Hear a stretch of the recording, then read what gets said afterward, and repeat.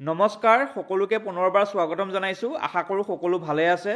যি সকলে ডিএমইৰ আন্ডাৰত grade 3 non technical পোষ্টত এপ্লাই কৰিছিল তেওঁলোকৰ বাবে খুবেই ভাল খবৰ যে আপোনালোকৰ ভেকেন্সিৰ সংখ্যা ইনক্ৰিজ কৰা হৈছে আৰু ইয়াৰ লগতে আপোনালোকক পুনৰবাৰ এপ্লাই কৰিবলৈ সুবিধা দিয়া হৈছে সো আমি এই ভিডিওটোত সম্পূৰ্ণ এডভাৰটাইজমেন্টখন ভালদৰে আলোচনা কৰিম যে আপোনালোকৰ কোনটো পোষ্টৰ এগেইনষ্টত আগত ভেকেন্সি কিমান আছিল আৰু বৰ্তমান আপোনালোকৰ ভেকেন্সি কিমান বঢ়োৱা হ'ল আৰু ইয়াৰ লগতে আপোনালোকে কেতিয়াৰ পৰা এপ্লাই কৰিব পাৰিব আৰু লাষ্ট ডেট কেতিয়া এই সবিশেষ আমি এই ভিডিওটোত আলোচনা কৰিম গতিকে ভিডিওটো খুবেই ইম্পৰ্টেন্ট ভিডিও হ'ব আপোনালোকে শেষলৈ ভালদৰে চাই যাব এতিয়া আপোনালোকে এই এডভাৰটাইজমেন্টলৈ মন কৰক এইটো এডভাৰটাইজমেন্ট আমাৰ নিউজ পেপাৰত প্ৰকাশ পাইছে 28 ডিসেম্বৰ 2024ত আৰু ইয়াত কি দিয়া আছে যে যি সকলে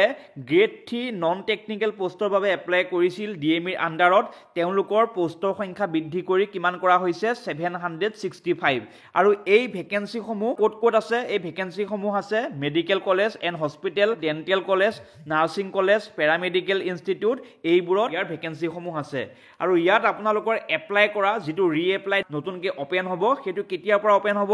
5 জানুৱাৰী 2025ত আৰু শেষ কেতিয়া হ'ব 16 জানুৱাৰী 2025ত সো আপোনালোকে আগত যি সকলে এই পোষ্টসমূহৰ বাবে এপ্লাই কৰিছিল ডিএমই নন টেকনিক্যাল গ্ৰেড 3 তেওঁলোকে পুনৰবাৰ এপ্লাই কৰিব নালাগে আৰু যি সকলে আগত এপ্লাই কৰা নাছিল তেওঁলোকে 5 জানুৱাৰী 2025ৰ পৰা ডিএমইৰ অফিচিয়েল ৱেবসাইট www.dme.assam.gov.in ইয়াত গৈ এপ্লাই কৰিব পাৰিব এতিয়া আমি চাম ডিএমই গ্ৰেড 3 নন টেকনিক্যালৰ কোনটো পোষ্টৰ এগেইনষ্টত কিমান ভেকেন্সি আছিল ঠিক আছে আমি প্ৰথম চাম এলডিএ আৰু কম্পিউটাৰ অপাৰেটৰ ইয়াত আপোনালোকৰ নলবাৰী মেডিকেল কলেজত ভেকেন্সি আছে কুকৰাঝাৰ মেডিকেল কলেজত ভেকেন্সি আছে নগাঁও মেডিকেল কলেজ আৰু ধুবুৰী মেডিকেল কলেজত ইয়াৰ ভেকেন্সি আছে আৰু টোটেল ভেকেন্সি কিমান আছে টোটেল ভেকেন্সি আমাৰ 60 অৰ্থাৎ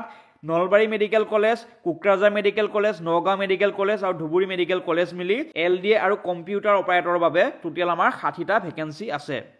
ইয়াৰ পিছত আমি চাম এসিস্টেন্ট লাইব্ৰেৰিয়ান ইয়াত আমাৰ টোটেল ভেকেন্সি কিমান আছে 6টা ভেকেন্সি আছে ষ্টেটিচিয়ান ইয়াত টোটেল ভেকেন্সি আছে 4টা স্টেনো কাম কম্পিউটাৰ অপাৰেটৰ ইয়াত আপোনালোকৰ ভেকেন্সি আছিল 16টা হেল্থ এসিস্টেন্ট আৰু এইটো কেৱল মেল ক্যান্ডিডেটে এপ্লাই কৰিব পাৰিব আৰু আপোনালোকৰ আগৰ ভেকেন্সি কিমান আছিল আগত ভেকেন্সি আছিল 3টা কোডিং ক্লাৰ্কৰ ভেকেন্সি আছে টোটেল আমাৰ 16টা ডকুমেন্টেলিষ্টৰ ভেকেন্সি আছে কিমান 4টা ড্ৰাইভাৰৰ ভেকেন্সি আছে 18টা ৰিসেপশনিষ্ট কাম ক্লাৰ্ক ইয়াৰ ভেকেন্সি আছে কিমান 8টা ৰেকৰ্ড ক্লাৰ্কৰ ভেকেন্সি আছে 28টা ৰেকৰ্ড কিপাৰ কাম ক্লাৰ্ক কাম কম্পিউটাৰ অপাৰেটৰ ইয়াৰ ভেকেন্সি আছে 8টা স্টেনোগ্ৰাফাৰৰ ভেকেন্সি হৈছে 6টা ষ্টৰ কিপাৰৰ ভেকেন্সি আছিল কিমান 75টা ষ্টৰ কিপাৰ কাম ৰেকৰ্ড ক্লাৰ্ক ইয়াৰ ভেকেন্সি আছিল 20টা হেল্থ এডুকেটৰ ভেকেন্সি কিমান আছিল হেল্থ এডুকেটৰ ভেকেন্সি আছিল 6টা এসিস্টেন্ট লাইব্ৰেৰিয়ান ইয়াৰ ভেকেন্সি আছিল টোটেল আপোনালোকৰ 12টা একাউন্টেন্টৰ ভেকেন্সি আছিল কিমান 6টা আৰু কেচিয়াৰৰ ভেকেন্সি আছিল 6টা একাউন্ট এসিস্টেন্টৰ ভেকেন্সি হৈছে 12টা কম্পিউটাৰ অপাৰেটৰ ভেকেন্সি হৈছে 3টা আৰু লাইব্ৰেৰিয়ানৰ ভেকেন্সি আছিল 3টা সো আপোনালোকৰ যিবোৰ নন টেকনিক্যাল পোষ্ট গ্ৰেড 3 তাত টোটেল আমাৰ ভেকেন্সি কিমান আছিল টোটেল আমাৰ আগত ভেকেন্সি আছিল 320টা আৰু এই 320টা ভেকেন্সি আমাৰ ইনক্ৰিজ কৰি বৰ্তমান কিমান কৰা হৈছে 765 ঠিক আছে যিখন নতুনকৈ এডভাৰটাইজমেন্ট ওলাইছে তাত আপোনালোকৰ আগত যে 320টা ভেকেন্সি আছিল হেতু ইনক্ৰিজ কৰি 765 ভেকেন্সি কৰা হৈছে এতিয়া আমি চাম যে আপোনালোকৰ গ্ৰেড 3 নন টেকনিক্যাল যিবোৰ পোষ্ট ওলাইছে তাত কোনটো পোষ্টৰ এগেইনষ্টত আমাৰ কি কোৱালিফিকেশন লাগিব এতিয়া প্ৰথম আমি চাম ডাইটিচিয়ানৰ বাবে আপোনালোকৰ গ্ৰেজুৱেট হ'ব লাগিব হোম সায়েন্সত লাইব্ৰেৰিয়ানৰ বাবে আপোনালোকে ডিগ্ৰী ইন লাইব্ৰেৰী সায়েন্স আৰু ইয়াৰ লগতে 1 ইয়াৰ ডিপ্লোমা বা সাৰ্টিফিকেট ইন কম্পিউটাৰ থাকিব লাগিব নেক্সট আহিল সাইন্টিফিক এসিস্টেন্ট ইয়াৰ বাবে আপোনালোকৰ ডিগ্ৰী থাকিব লাগিব সায়েন্সত উইথ ফিজিক্স কেমিষ্ট্ৰি আৰু বায়োলজি ঠিক আছে আপোনালোকে সায়েন্সৰ পৰা গ্ৰেজুৱেট হ'ব লাগিব আৰু ইয়াৰ লগতে ফিজিক্স কেমিষ্ট্ৰি আৰু বায়োলজি থাকিব লাগিব একাউন্টেন্ট আৰু কেচিয়াৰ পোষ্টৰ বাবে আপোনালোকৰ বিকম পাছ হ'ব লাগিব আৰু 1 ইয়াৰ ডিপ্লোমা ইন কম্পিউটাৰ এপ্লিকেশন থাকিব লাগিব নেক্সট হেল্থ এডুকেটৰ পোষ্টৰ বাবে আপোনালোকৰ বেচেলৰ ডিগ্ৰী থাকিব লাগিব আৰ্টছ সায়েন্স আৰু কমাৰ্চ গোটেইকেইটা বেকগ্ৰাউণ্ডৰ পৰা আপোনালোকে এপ্লাই কৰিব পাৰিব আৰু ইয়াৰ লগতে আপোনালোকৰ ডিপ্লোমা বা সাৰ্টিফিকেট থাকিব লাগিব কম্পিউটাৰত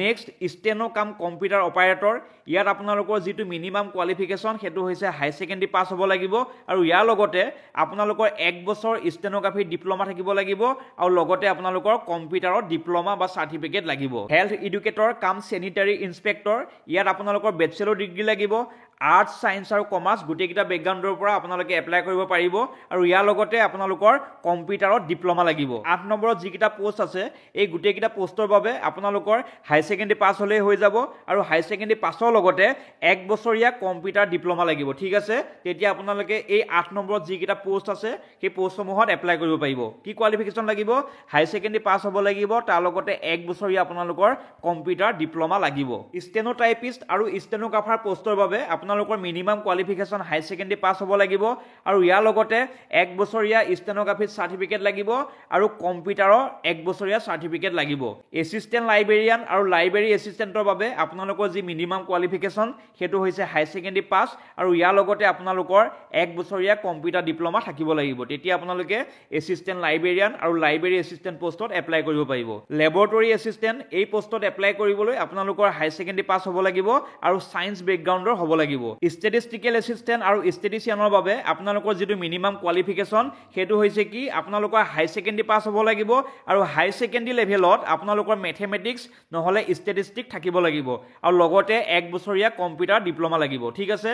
নেক্সট ড্ৰাইভাৰ আৰু ভান ড্ৰাইভাৰৰ বাবে আপোনালোকৰ যিটো মিনিমাম কোৱালিফিকেশ্যন সেইটো হৈছে মেট্ৰিক পাছ আৰু মেট্ৰিক পাছৰ লগতে আপোনালোকৰ LMV লাইচেন্স লাগিব ঠিক আছে সো এইখিনি আছিল আপোনালোকৰ কোৱালিফিকেশ্যন এতিয়া আমি চাম যে আপোনালোকৰ ইয়াত এপ্লাই কৰিবলৈ এজ লিমিট কিমান লাগিব